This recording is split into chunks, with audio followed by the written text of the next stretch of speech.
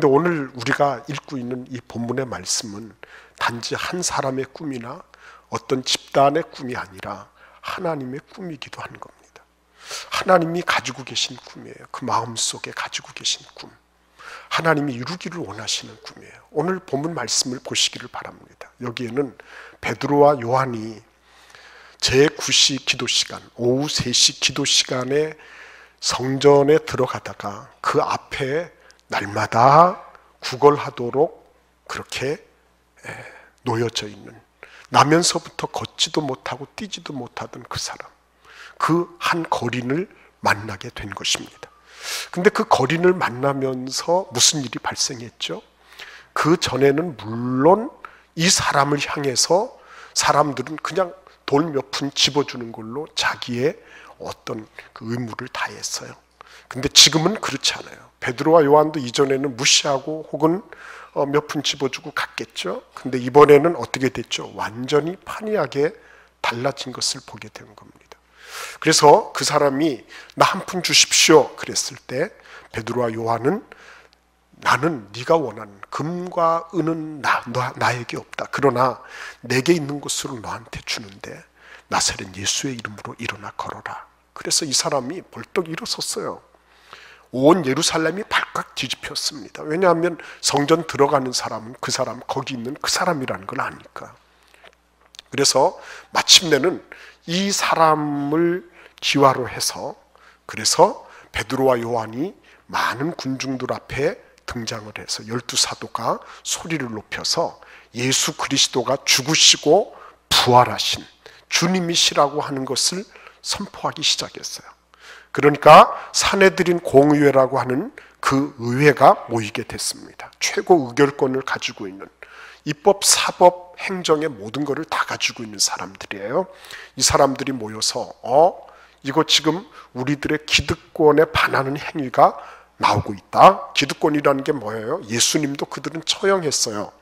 예수님도 자신들의 종교 기득권을 예수님께서 들어오셔서 침해받는다 이런 생각을 했기 때문에 예수님도 십자가에 처형했었어요. 그런데 그러면은 잠잠할 줄 알았는데 이제는 예수를 따라다니는 그 끈앞풀들이 지금 다시 등장했단 말이에요. 그러니까 비상소집을 해서 데리고 와라 이렇게 된 겁니다. 그래서 베드로와 요한하고 사도들이 끌려왔어요. 왔는데 어떻게 됐죠?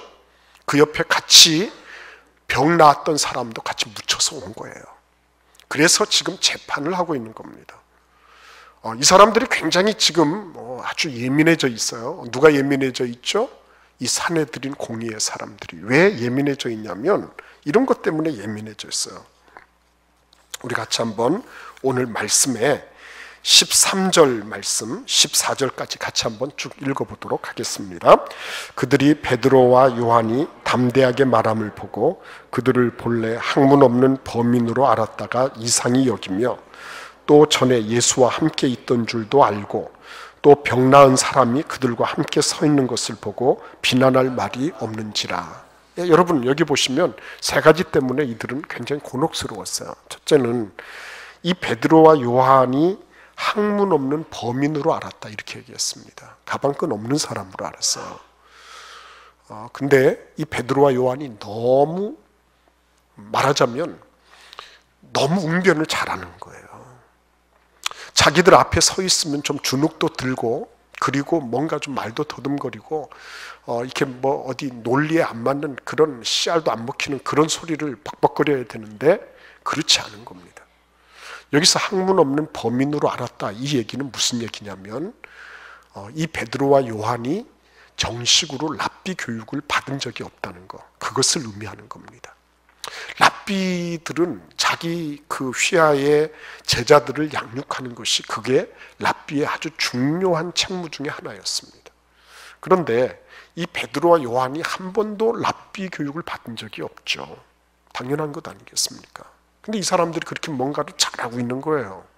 그것도 곤혹스러운데, 두 번째는 전에 예수와 함께 있었다 그랬습니다. 예수와 함께 있었다. 그 예수와 함께 있었다는 것이 더 힘들게 만드는 거예요. 왜냐하면 예수님을 처형하고 나면 그 다음에는 잠잠해야 되는데, 근데 이게 어떻게 된 일인지 이 예수라고 하는 사람에게서 배웠다는 거를 예루살렘에 있는 모든 사람이 다 아는 겁니다. 왜 그러냐면 요한복음 7장 14, 15절에 보시면 이런 말씀이 있어요. 예수께서 성전에 올라가서 가르치시니 유대인들이 놀랍게 여겨 이르되 이 사람은 배우지 아니하였거늘, 이렇게 말하고 있어요. 이 사람은 배우지 아니하였거늘. 그러니까 예수님을 가리켜서 불황무식한 사람이라고 이들은 평가하고 있었던 거예요. 근데 랍비들은 어떻게 제자들을 양육했냐면 1대1로 도제식으로 가르쳤습니다. 그러니까 여러분 생각해 보십시오. 그래도 좀 학식이 있는 사람들에게서 뭐 좀 학식 있는 사람들이 나올 거다. 우리는 상식적으로 그렇게 생각하잖아요. 근데 완전히 상식이 뒤바뀐 겁니다. 왜냐하면 예수님이 배움이 없는 사람이라고 그들은 판단하고 있었는데 예수님하고 함께 다니는 사람 가운데 누가 있어요? 이렇게 출중한 웅변가들이 나온 거예요. 그러니까 이게 더 곤혹스러운 겁니다. 차라리 예수님이 대단히 엄청난 그런 학벌을 지니고 있었다. 그러면은 좀 이해가 됐을지 몰라요. 근데 예수님은 배움이 없는 사람이라고 이렇게 딱 박아놨는데 예수님하고 함께 있으면서 예수로부터 배운 사람이라는 게 분명해지니까 이들은 더 힘든 거예요. 근데 마지막으로 이들이 힘들어하면서도 어떻게 할 수 없었던 결정타가 있었는데 뭐예요? 그 옆에 이 사람들의 말이 사실이라고 증명하고 있는 병 고침받은 사람이 서 있는 거예요. 지금 쭈그리고 앉아 있는 것도 아니고요. 이 사람이 걷다가 뛰다가 막 이러면서 지금 여기까지 온 거란 말이에요. 그러니까 얼마나 곤혹스러웠겠습니까? 그래서 공소 유지가 안 되는 겁니다. 그 뒤에 말씀에 보시면 이 사람들이 뭐라 그러죠? 공회에서 나가라 이렇게 얘기합니다. 그리고 자기들끼리 또 대책을 수기해요. 공회에서 나가라 이 얘기는 뭡니까? 너희들 아무리 우리가 너희를 잡아놓으려고 여러모로 노력을 해봐도 너희들에게 공소를 유지할 수 있는 어떤 건덕지가 없다, 이런 얘기죠.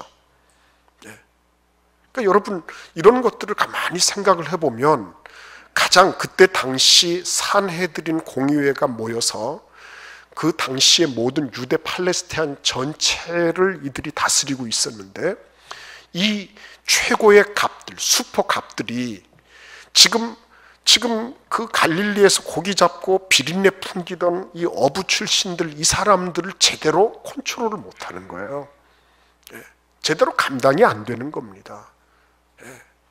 뭐 어떻게 이게 안 되는 거예요. 그러니까 너희들 나가라 이렇게 해놓고 자기들끼리 대책을 수기한 것이 우리가 이거 어떻게 할 수가 없다. 그러니까 이 사람들은 으름장을 줘서 위협을 해서 다시는 이런 소리 못하게 만들자 이렇게 간 거예요. 기껏해야 거기까지 간 것밖에 없어요. 여기서 우리는 하나님께서 뭘 원하시는지를 생각해 볼 필요가 있는 거예요. 여러분, 베드로와 요한이 참 용맹하다? 그렇죠, 용맹하죠. 베드로와 요한이 참 설교를 잘한다? 설교 잘하죠. 그래서 어떻게 된 겁니까? 저 사람들 참 훌륭한 사람들이네. 대단한 인물들이네. 여기까지 생각하고 마는 것입니까? 아니에요. 만약에 그러면 하나님께서 이런 말씀을 우리에게 주실 리가 없는 것입니다. 왜 우리가 그런 옛날에 있었던 2000년 전에 어부가 어떤 한 사람이 등장해서 그 사람이 어떻게 아주 특별하게 무용담을 같은 것들을 들려주는 것을 우리가 계속 들어야 될 필요가 있어요. 그 역사에 우리가 성경 퀴즈 대회에 나가거나 안 그러면 성경 시험을 칠 것도 아니고, 그런데 왜 하나님께서 이런 거를 우리에게 보여주고 계시냐 하는 거예요. 나아가서 여러분, 베드로와 요한이 대단한 사람이니까 그들을 영웅시하고 그들의 어떤 부분들을 성인으로 이렇게 추대해서 그들의 모습을 쫓아가라 이렇게 얘기하는 걸까요? 아니에요, 여러분. 여러분, 우리는 교회를 구성하고 있지만 교회 그 자체이기도 한 거예요. 무슨 말씀이냐면 우리는 이 말씀을 보면서 이것이 베드로와 요한에게 적용되는 말씀임에도 불구하고 이 말씀의 당사자가 베드로와 요한으로 끝나는 것이 아니라 이것이 우리에게도 적용된다는 것을 알아야 된다는 말씀이에요. 하나님은 그러한 꿈을 가지고 계신 거예요. 요엘 선지자를 통하여 말씀하시기를 말세에 내가 모든 육체에게 내 영을 부어주겠다고 말씀하셨어요. 하나님의 영이 어떤 특정한 사람, 어떤 특별한 어떤 자격 요건을 갖추고 있는 사람들에게만 적용되는 것이 아니라 봐라, 베드로와 요한 같은 사람에게도 적용되느니라, 이 말씀을 하시고 싶은 거예요. 예. 여러분, 베드로와 요한이 성전 문에 오후 3시에 들어갔다가 이 사람 딱 만났습니다. 만났는데 뭐가 필요했죠? 돈이 필요했습니까? 말했잖아요. 은과 금은 내게 없거니와 이렇게 얘기했잖아요. 돈이 필요하지 않았어요. 그러면 여러분, 뭐가 필요했어요? 베드로와 요한에게 무슨 대단한 학벌이 필요했습니까? 그들에게 어떤 신학적인 어떤 지식과 어떤 논리가 필요했나요? 없었어요, 여러분. 단지 내게 있는 것으로 내게 주노니 나사렛 예수의 이름으로 일어나 걸으라. 나사렛 예수 이름 외에는 가진 것도 없고 내놓을 것도 없다 그랬어요. 무슨 배경이 필요했습니까? 베드로와 요한에게 배경이 뭐가 있습니까? 세례 요한 같으면 자기 아버지가 제사장이라고 얘기라도 하죠. 그러나 베드로는 자기 아버지 바요나 시모나 이렇게 얘기하는 거 보면 뭐 자기 아버지에 대해서 특별하게 얘기할 게 없어요. 배경도 별로 내세울 게 없습니다. 그러나 뭐가 있었어요? 예수 그리스도 안에 있는 예수의 영으로 충만한 것, 그거 하나 가지고 이 사람을 만난 거예요.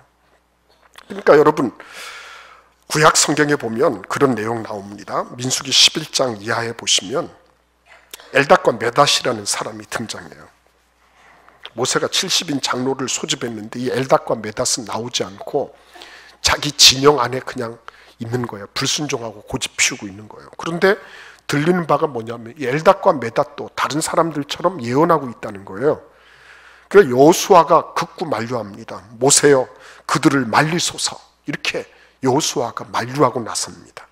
그런데 민수기 11장 29절 말씀에 보시면 이렇게 기록되어 있어요. 모세가 그에게 이르되 내가 나를 두고 시기하느냐, 여호와께서 그의 영을 그의 모든 백성에게 주사 다 선지자 되게 하시기를 원하노라. 네. 네가 왜 그러느냐, 나만 왜 특별하게 예언해야 되지?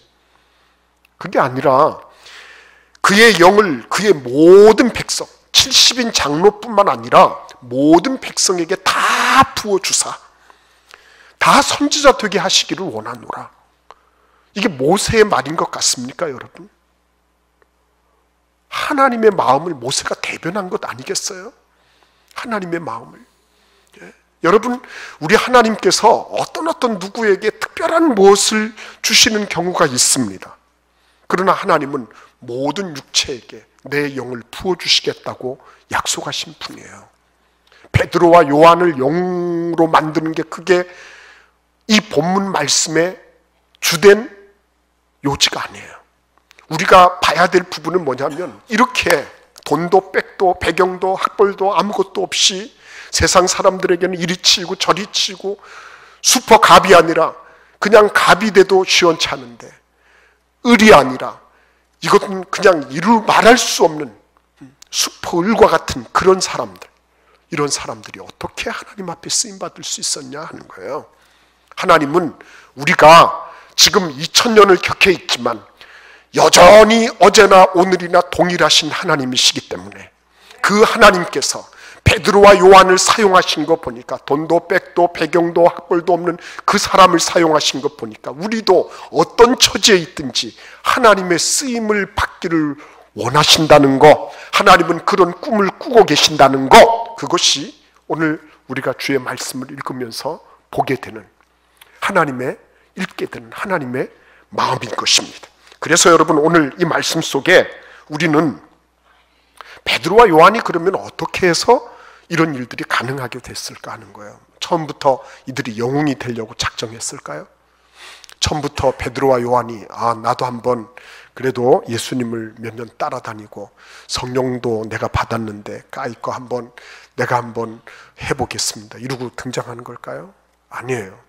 오늘 그 말씀 사도행전 3장 1절 이하의 말씀을 보십시오. 거기 보시면 뭐라고 돼 있죠? 제9시 기도 시간이라 그랬어요.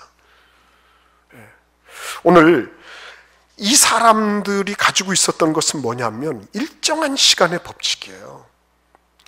일정한 시간의 법칙. 다른 말로 말씀드리면 매일 매순간 반복되고 있는, 습관처럼 반복되고 있는 규칙적인 일, 그게 뭐였어요? 기도하는 것이었다는 거예요. 기도하는 것이었다. 그리고 그 이전에는 뭐가 있었죠? 예수님께서 승천하시기 전에 하늘로부터 능력을 입히울 때까지 이 성을 떠나지 마라. 그래서 그들은 마가의 다락방이라고 불리는 곳에 들어가서 열흘 동안 기도하고 있었던 사람들이에요. 그리고 성령을 받게 된 거예요. 그러니까 여러분, 이게 전부 다 무엇과 연관이 있는 것입니까? 우리 같이 한번 18절과 19절 말씀을 읽어보도록 하겠습니다. 그들을 불러 경고하여 도무지 예수의 이름으로 말하지도 말고 가르치지도 말라 하니 베드로와 요한이 대답하여 이르되 하나님 앞에서 너희의 말을 듣는 것이 하나님의 말씀을 듣는 것보다 옳은가 판단하라. 아멘. 여러분, 베드로에게 있어서 가장 중요한 건 뭐예요? 하나님의 말씀을 듣는 거예요. 그분의 말씀을 순종하는 거였어요. 예수님 승천 이후에 열흘 동안 계속 예루살렘 성을 떠나지 않고 기도한 것도 하나님을 순종하는 거였고, 그리고 하루에 3번 그들의 믿음의 선진들이 해왔던 것처럼 하나님께 매일마다 기도를 드리는 것, 이것도 하나님을 순종하는 일이었어요. 그러니까 아무것도 없지만 할 수 있는 것이 한 개 있었어요. 한 가지. 그것은 뭐냐면 일정한 시간의 법칙. 매일마다 데일리 루틴이라고 말해 일컬어지는, 매일마다 반복적으로 습관처럼 규칙적으로 행하고 있는 것들, 이것이 무엇이냐 하는 거죠. 베드로는 그 일을 하고 있었어요. 우리의 사고방식이 하나님 앞에서, 하나님, 나는 베드로와 요한이니까, 그러니까 저 사람들은 대단한 뭐가 있을 거라고 생각합니다. 이렇게 혹시 생각하신 분이 계십니까? 다 내려놓으십시오. 내려놓으시고, 하나님, 제가 지금까지 잘못 생각한 것 같아요. 나는 자꾸만 베드로하고 요한이 나하고 다른 어떤 거라고 생각했지만 그렇지 않네요. 혹시 다른 게 있다면 그 사람들은 데일리 루틴, 매일매일마다 하나님 앞에 해야 될 일들을 그 시간에 정확하게 자기 자신을 드렸던 것, 그런 정성과 헌신이 있었다는 것, 그게 다를 뿐이라는 것을 제가 알았습니다. 여러분, 그런 부분들을 하나님은 보고 계신 거죠. 그뿐 아닙니다. 우리 같이 한번 20절을 읽어보겠습니다. 우리가 보고 들은 것을 말하지 아니할 수 없다. 여러분, 우리가 보고 들은 것, 이건 뭘 한 겁니까? 한마디로 얘기하면 경험한 거죠. 경험한 겁니다. 자기가 증인으로서 직접 당사자가 돼서 1차 목격자가 되고, 그죠? 최초의 경험자가 되는 그런 일을 이 사람이 했다는 것이죠. 근데 여러분, 그런 일들이 어떻게 가능합니까? 어떻게 가능해지죠? 그것도 역시 마찬가지죠. 여러분, 다윗이 골리앗을 만났을 때 어느 날 갑자기 시금치 한 통 먹고 알통이 막 부끈부끈 올라와서 그래서 골리앗 때려잡은 겁니까? 아니잖아요. 사울왕한테 뭐라고 얘기합니까? 왕이시여, 사울왕이 자꾸 막 갑옷 막 이런 거 투구 막 이런 거 씌워주니까, 그러니까 왕이시여, 이거 제발 좀 이런 거 거추장스러운 거 이런 거 좀 빼달라고. 그리고 뭐라 그럽니까? 제가 목장에 있을 때 내 양을 움켜가는 일이나 곰을 만나면 내가 그냥 돌멩이로다가 그냥 이마박에 구멍을 내버렸습니다. 그리고 혹시나 이게 곰이 내 양을 딱 움켜서 딱 잡으면 내가 가서 그냥 아가리를 쫙 벌려가지고, 그래가지고는 내 양을 그 아가리에서 빼가지고 왔습니다. 근데 내가 이번에 저 골리앗을 곰탱이나 아니면 이리 중에 한 마리처럼 내가 만들어 드리겠습니다. 이렇게 한 거예요. 무슨 얘기죠, 그게? 이전에 일상적으로 하던 일들의 연장선에 누가 있는 거예요? 골리앗 때려잡는 다윗이 있는 거예요. 어느 날 갑자기 벼락과 같은 뭘 받아가지고 갑자기 이 사람이 용맹스럽게 되고 한 번도 슬링을 던져본 적이 없어요. 물맷돌을 매겨본 적이 없는데 갑자기 어떻게 감염된 듯이 물맷돌을 돌려가지고 골리앗의 맞박에 구멍을 냈다. 이런 게 아니라는 거예요. 우리가 일상적으로 드리는 그런 기도, 우리가 하나님 앞에 하나님의 말씀을 묵상하면서 매일매일 하나님께 드리며 순종하는 그런 삶의 모습들, 이런 것들이 언제 어떻게 어떤 모습으로 이렇게 나타날지는 몰라요. 그러나 한 가지 분명한 건 뭐죠? 그 일이 지속되고 있을 때 하나님은 놀라운 역사를 준비하고 계시더라는 거예요. 여러분, 그래서 오늘 이 말씀 속에 들어있는 것은 무엇입니까? 하나님은 베드로와 요한 같은 사람들이 많아지는 거예요. 베드로와 요한, 너희들 유일한 두 사람이 너희들 최고야, 너희들 영웅들이야, 아 대단한 사람, 이렇게 그냥 박물관 안에 딱 갖다가 놓고 문 잠가버리는 그런 모습이 아니라, 가만히 보니까 베드로와 요한의 모습은 결국은 우리들도 얼마든지 할 수 있는 모습이라는 거, 그렇죠?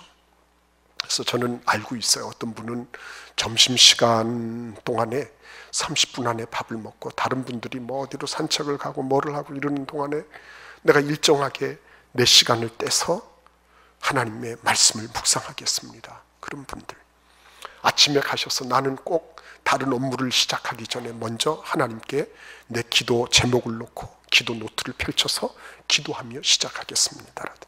이런 것들은 매일마다 반복되는 것처럼 보이지만 이것이 누적되었을 때 하나님께서 준비하신 그 시간, 하나님이 예비하신 그 상황, 이런 상황들과 딱 맞닥뜨리면 여지없이 하나님을 경험하게 하시고 하나님의 약속이 결코 거짓되지 않음을 증명하는 그런 놀라운 축복의 계기가 됐다는 것을 성경은 말씀하고 있는 거예요. 그래서 새해 여러분 어떤 꿈을 꾸고 계십니까? 여러분, 우리가 혹시나 이렇게 멀리 우회하면서 문제가 있어도 대충 얼버무리면서 없는 것처럼 성전만 왔다 갔다 하고 있는 그런 부분은 없을까요? 피하지 마십시오. 그리고 이제부터 한번 태클을 해보자고요.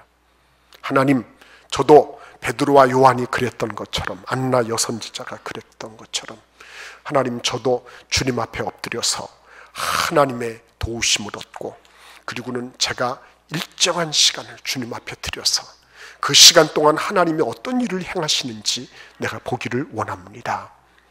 하나님께서 그와 같이 마음 먹고 그러한 것을 목도하기를 원하는 주의 백성들에게 어찌하니 은혜를 주시겠습니까? 어찌하니 하나님께서 오래 참으시겠습니까? 그래, 내가 알았다. 그래, 내가 그걸 바랬어. 베드로와 요한만 영웅 만드는 게 그게 내 목표가 아니었어. 베드로와 요한과 같은 수많은 사람들이 지금도 일어나야 돼. 하나님이 그렇게 말씀하고 계신 것입니다. 그것은 돈이 필요한 게 아니에요. 배경이나 아니면 다른 어떤 대단한 학식이 필요한 거 아니에요. 우리 하나님, 우리 주 예수께서 이 모든 것들을 다스리고 계시다. 예수의 이름 하나면 되는 것입니다. 예수의 이름 하나. 예수의 이름 하나를 붙잡고 힘차게 전진하는 은혜가 있기를 바랍니다. 이 새해에는 하나님, 내가 주님 앞에 내가 대단한 무엇은 없다 할지라도 이거는 할 수 있겠습니다. 주님, 나를 도와주세요. 매일마다 하나님 앞에 엎드리는 거죠. 그래서 우리 하나님 마음속에 가지고 계신 수많은 베드로와 요한이 지금 이 자리에 계신 여러분과 저를 통해서 이루어지는 그런 은혜로운 새해가 되기를 기원합니다. 기도하겠습니다.